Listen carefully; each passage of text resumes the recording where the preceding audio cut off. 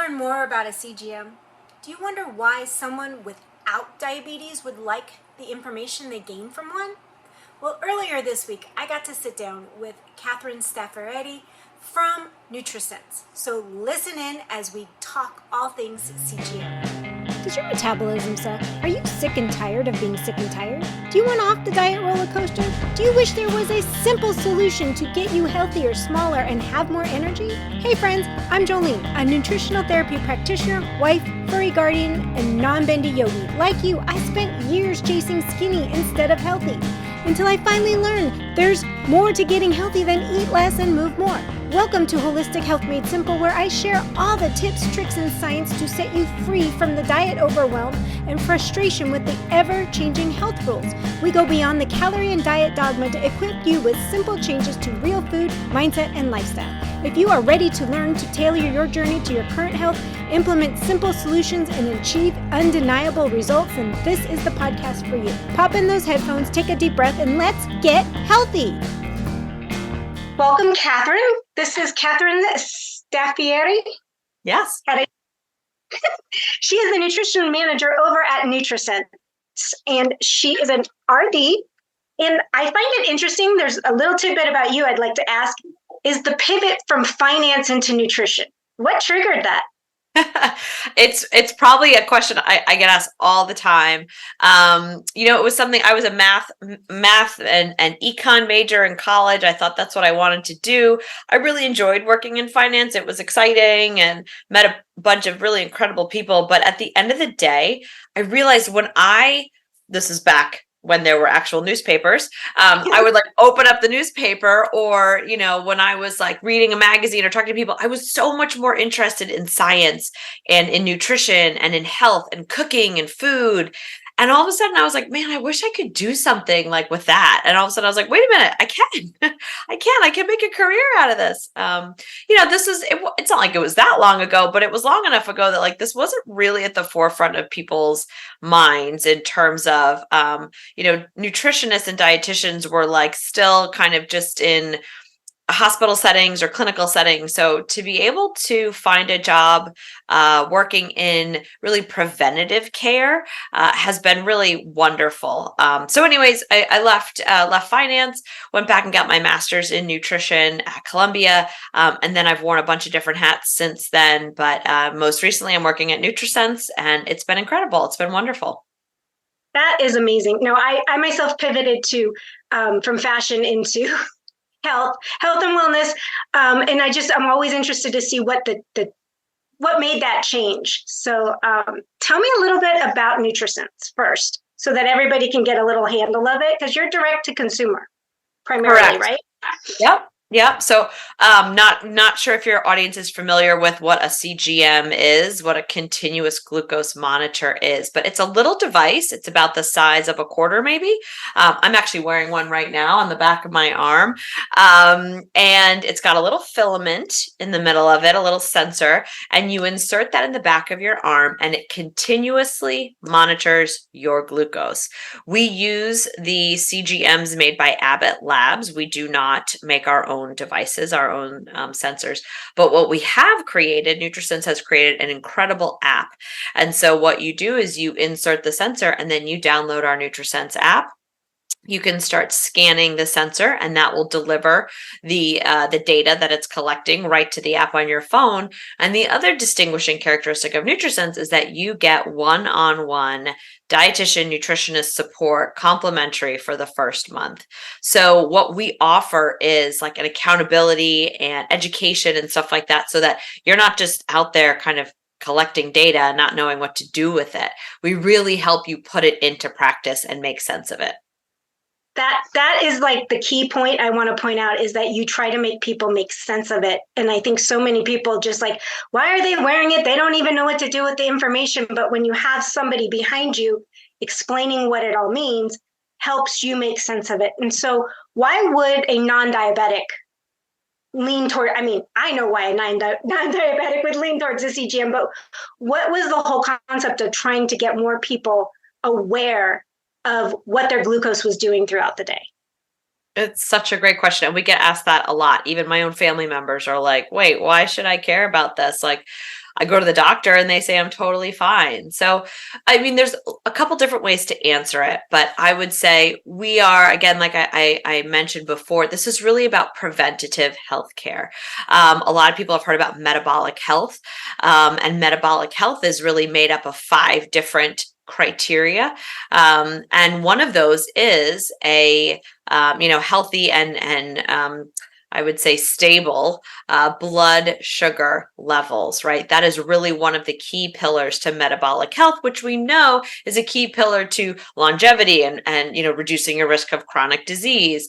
The other pillars of that are like waist circumference and your lipid panel markers and stuff like that. So in our mind, if you can, and I really truly believe it's one of the most important markers of that. But if you can really get a clear understanding of what's going on with your glucose levels, that can be an incredibly helpful marker to prevent chronic disease in the long term. So that's Okay. really helpful. I also think that having this data on a daily basis can help you. I always tell people, like, it can help you feel better tomorrow. Seeing what's happening in your body in real time, that's what I compare it to. It's like a little window. Having this data and scanning it and seeing what's going on in your body in real time is like so cool. Like, who wouldn't want to see how their body's doing, with their breakfast or their workout or whatever, right? Oh, absolutely. And for those that have been listening a while, I will link the metabolic health episode so you can learn more about that as well, because I go into those 5 things to pay attention. The 5 things that you actually don't need a doctor to pay attention to. You can pull your results and do it yourself.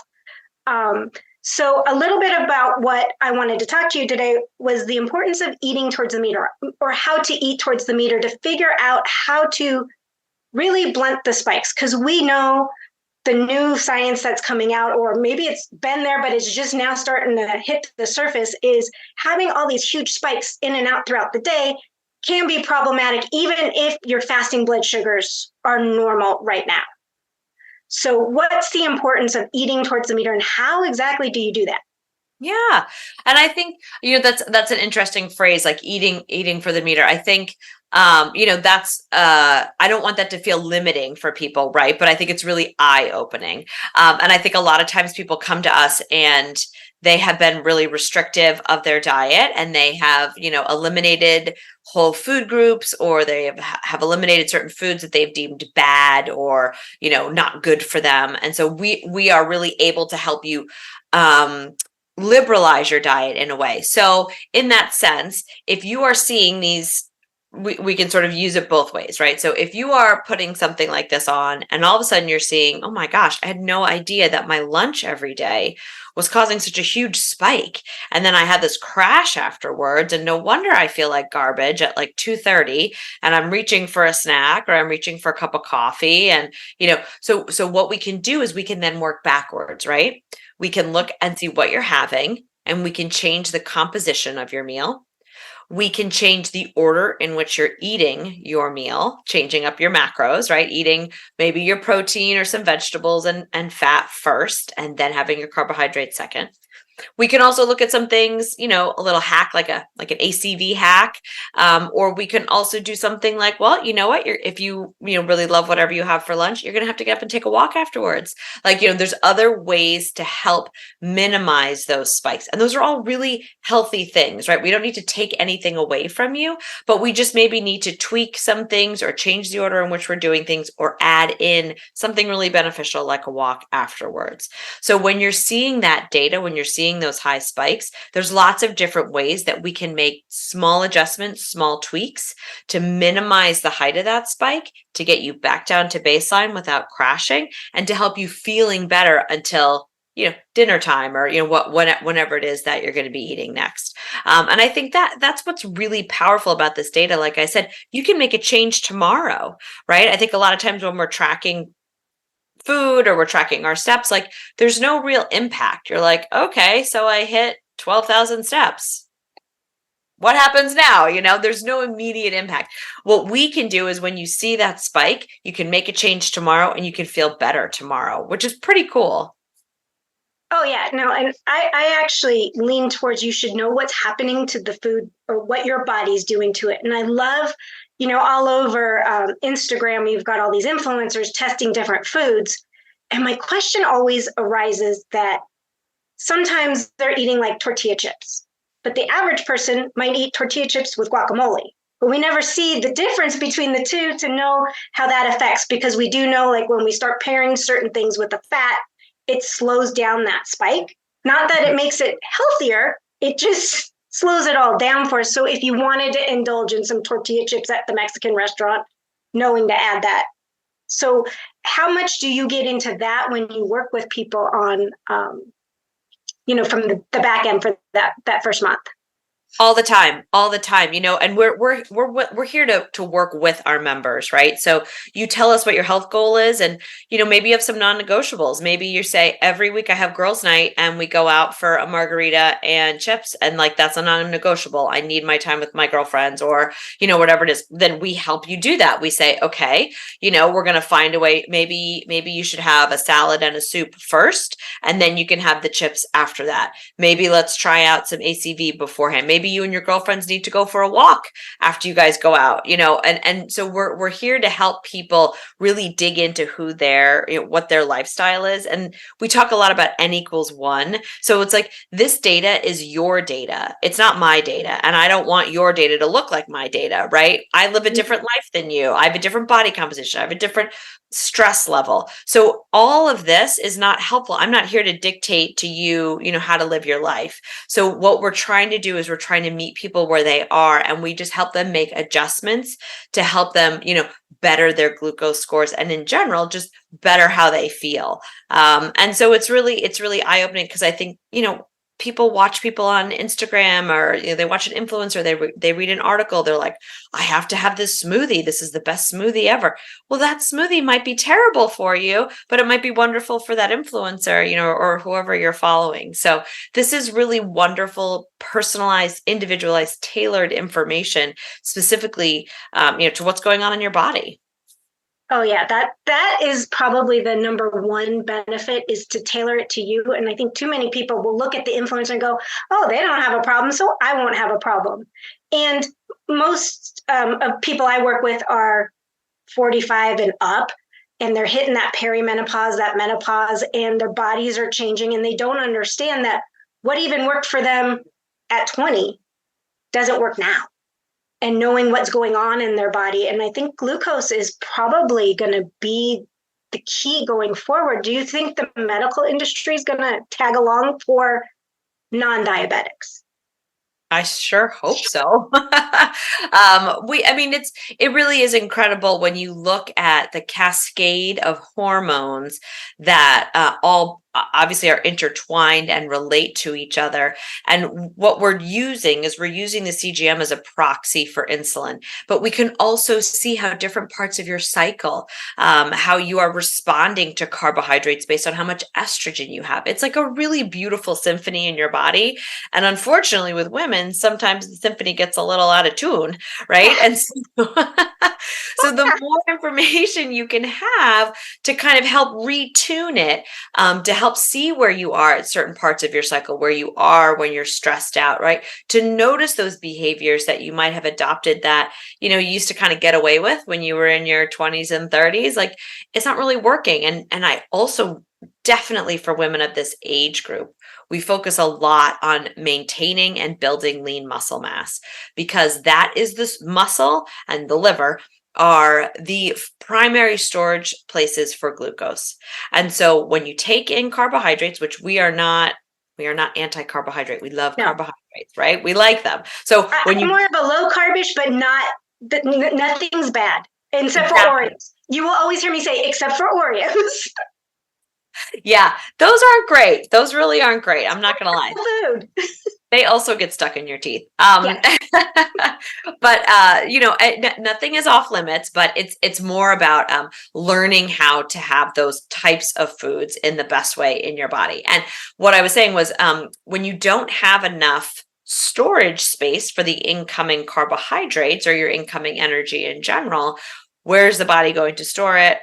it will put it in some adipose tissue, right? Which is what we're trying to avoid. And so I think a lot of times women were doing a lot of cardio earlier, in their Mhm. lives. They were like, woohoo, 20 minutes on the elliptical and I'm great, good to go.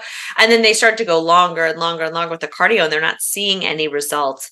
But if you can start to add in some strength training, some lean muscle mass maintenance and building, you will feel first of all, you'll feel great. Second of all, body composition, who doesn't want a little more tone in certain areas, but also you will have better glucose control because you have better storage space and you won't be depositing it in other places where you don't necessarily want it. Absolutely. I mean, I cannot stress enough lean muscle mass. And it was something that being a child of the 80s and 90s, like, oh no, you only eat a little bit, you don't eat any fat. It's like it kind of screwed a lot of us up. So we're almost going backwards and trying to fix things that for 20, 30 years we thought were right. And it was actually doing more damage than good. Right. So the lean muscle mass, what do you see when you talk to people or work with them? If they prioritize this protein, does it help with the glucose curves and the spikes? Prioritizing protein, is that the Mhm. question? Yeah. Absolutely. Yep. So, and I think a lot of women too don't necessarily feel comfortable eating more protein. Sometimes they get worried or they're like, oh, I'm really sick of chicken. And I'm like, well, there's lots of other forms of protein out there.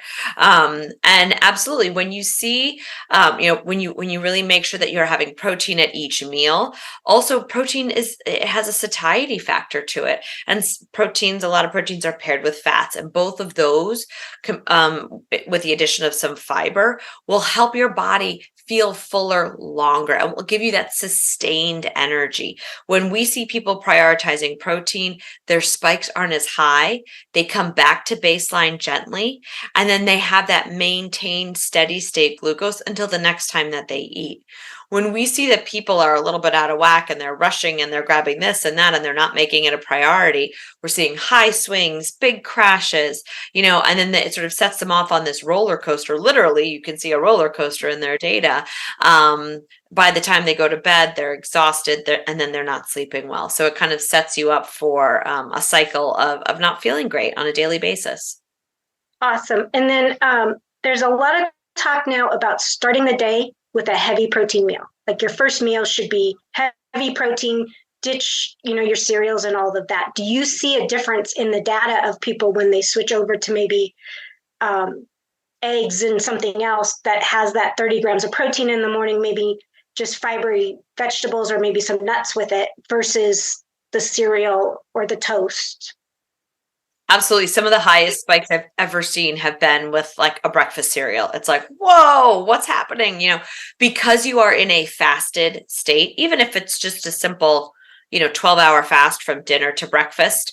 When you hit your body first thing on an empty stomach with carbohydrate, it will dissolve quickly. It will be dispersed quickly into your blood sugar and everything will get rolling. There's also depending on what time you're eating, there's just a natural increase of hormones in the morning and cortisol. Those are really in the early morning hours, like that 4 a.m. to 8 a.m. time frame. And maybe you're also spiking a little bit because of your intake of caffeine, if you're particularly sensitive to caffeine. So carbohydrate, caffeine, and hormones all kind of come together to give you this big spike in the morning. If you can take some time to sort of, settle into your morning in a calm way, so to keep the cortisol down, right? Maybe delay your coffee, maybe for an hour or two after you wake up. And if you can eat some protein, you will have a much gentler rise and fall to your morning meal. So I absolutely recommend, have some almonds first, have a hard-boiled egg first, have some leftover greens from the night before mixed into some scrambled eggs. You will see either a flat line or just a little bit of an increase in that early morning. It will set you up for such a great day. Yeah, I found that sets up the rest of the day without having those crashes later on or reaching for multiple cups of coffee. I'm big on delaying coffee at the morning, especially those who wake up with an alarm, because you don't know where in your set. Like if you wake up naturally, I'm fortunate enough, I wake up naturally early. So I know that 90 minutes, I'm pretty much good to go. I also am not caffeine sensitive. I'm blessed with being the fast metabolizer of caffeine. So, but to do things like that. So what other suggestions do you have before we wrap up, and then you'll tell us all how to get one. But what other suggestions you have for like a middle-aged woman that's struggling? Because I know that I've seen on your website like that you do help those in menopause or perimenopause get through that, because our bodies and our insulin sensitivity is changing, and it's changing differently. Like we don't have those set 28-day cycles. Like it could be 60 days 1 month and 16 days, or it could just be gone and you don't know what to do. So you don't know when you're insulin sensitive versus resistant throughout that month. Totally. So we always say knowledge is power, right? So the more you can learn about what your body is doing, the better equipped you are to make positive changes. So I would say, for women, obviously wearing a CGM is that knowledge and power, right? But if you can just start to take notice of how your body is feeling, I think women in this age range, 45, 55, 60, I mean, you are so pulled in so many different directions. You might have a full-time job. You're caring for children. You're caring for aging parents. You're pulled in like 9 different directions, right? And probably like pumpkins have to get carved and dogs need to go to the vet, and there's like 1,000 things that you're doing, right? So really taking stock of what's happening in your body is like the last priority. But hopefully that they are listening to this podcast and they're thinking about it. It's something that they can start to put at the forefront. So I always say, take a moment every day to just check in with yourself. I'm not talking, it doesn't even have to be meditation, but it's just checking in with yourself. How are you doing? How hungry are you? How stressed are you? Have you had enough water? Can you add in more steps to your day? Or not even steps, but just can you get up and move around in your day? And people always ask me like, what's the one thing you always tell people to do to help manage their glucose better? And I say it's totally free. And it's a really lame saying that my husband always rolls his eyes at whenever I say it, but it's after you eat, move your feet. So no matter what you're doing, I don't care where you are, I don't care how old you are or what's the situation, just get up and move around after you eat. Not only will your digestion feel better, generally your mental health will feel better. You're not just sitting and scrolling on your phone or watching Netflix or something. You're up, you're moving, get out there. Your glucose will come back to a baseline in a steady state and you will feel better. So I say women of any shape, size, whatever's going on in your life, you can do that. Okay, so I have one last question. Ranges. Now I know there's not a set number range, but what are you looking at? Like 50 points, 60 point, like when is it too high from base to high? Because I know everybody's going to be in a different starting point. So like I get asked all the time, well, what should my numbers be between? And I'm like, well, that depends on where you started. Like I don't know. But like what ranges do you guys try to keep things in at Nutrisense, like when you're working with people? Yep. So our app, the default range is 70 to 140. That's really where we want people to live. But again, like you said, some people just run lower. And so maybe their bottom threshold is more like 60 and they kind of don't ever go above 120. And, that's fine. That's their range. Or maybe someone's struggling with insulin resistance or some other, pre-diabetes or something like that. Their range might go up to 180. And then, we can adjust that up there and meet them where they're at and hopefully work them down over time. So that's our time within range. But we also give a score for each meal. We give a meal score based from 0 to 100. And that's really what we're looking at, the delta of your glucose. Okay. That's the change in your glucose based on what you're eating, which is really helpful for people because, you might stay within our 70 to 140, but you might be swinging all the way up and down all day long, right? And so we want that delta, that change from where your glucose is when you start to eat versus the peak to be less than 30. So we don't really want your glucose to swing up more than 30 points on any given meal. So we have even more metrics and things like that, but those are really the basics, right? I like to say we're looking for gentle ocean waves. We're not looking for a flat line, but we're not looking, the big tsunamis are not what we're looking for either. Yeah, and that's the key is I think a lot of people I watch, they're trying to look for this flat line, and you need insulin and you need to spike it some or it will forget what to do. I mean, there's something called physiological insulin resistance where you don't spike it enough, and it's kind of like, now what do I do now that you have some carbs, like if you've been on a zero carb diet or something like that. So that was my thing is I think that we go from extremes to extremes and we don't know what's going on inside of us. Right. And I think it's really important not to feel restricted, because we all know that never ends up being your long-term success path, right? So if you are allowing yourself no carbs ever, like very rarely have I come across someone who's been following that for 20 years, right? And so you're using this data to learn how to have both, right? And maybe you flex. There's something called metabolic flexibility. So you might flex into more of a ketosis, and then you might flex into using carbohydrates. And exactly right. You want the body to be primed to use either one at any time, to be able to switch fuels, if you will, right? Like a car, right? You can shift into this one and you can shift into that one.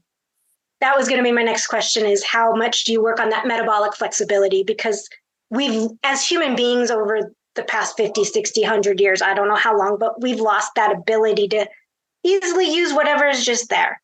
And so that's good to know that, we want to flex. We don't want to be one or the other. And I think the end game truly should be metabolic flexibility. It's my personal opinion, but you got too many people on both sides fighting, like, no, this way's right, that way's right. I'm like, what about right in the middle, people?